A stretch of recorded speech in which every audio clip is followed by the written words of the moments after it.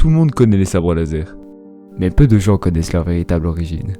C'est pourquoi nous parlerons de l'ancêtre du sabre laser et de son évolution jusqu'au sabre actuel.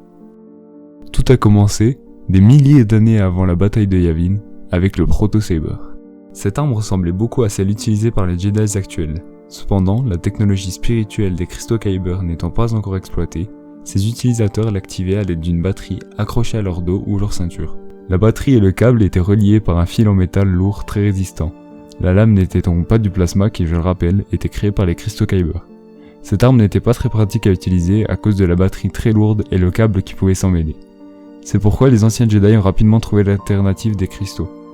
Aujourd'hui, nous ne connaissons pas grand chose des Proto-Saber. Il a été découvert pour la première fois sur Mustafar par les rebelles en -2 avant la bataille de Yavin. Comparons maintenant avec les sabres actuels. Bien plus efficaces et modernes, ils ont permis aux Jedi de préserver la paix dans la galaxie. Le cristal Kyber, en son milieu, permettait une puissance bien plus grande et ajustable. Il favorisait aussi un aspect plus spirituel que mécanique, tout simplement car le Jedi communiquait via la force avec son cristal. Le Proto-Saber, lui, n'était qu'une machine.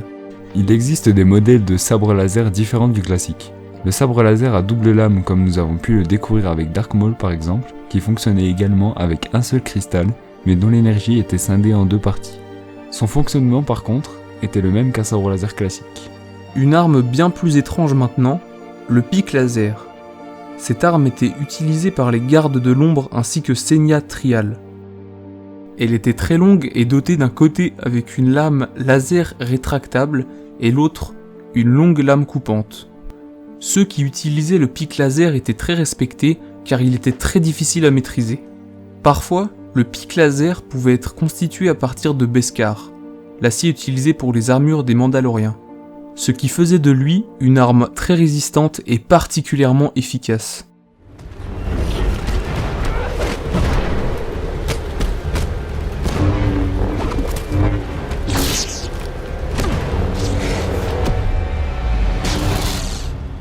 Nous finirons par un style de sabre devenu célèbre grâce à Kylo Ren, grâce à ses petites gardes.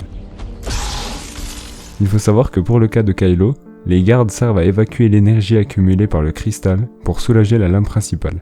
Sans elle, le sabre serait susceptible d'exploser. Elles servent aussi à mieux le protéger des coups de ses adversaires et offrent une meilleure maniabilité. Si vous voulez plus de contenu Star Wars plus détaillé et sur des sujets plus précis, je vous donne rendez-vous sur mon compte Instagram info.starwars. Sur ce, à très bientôt.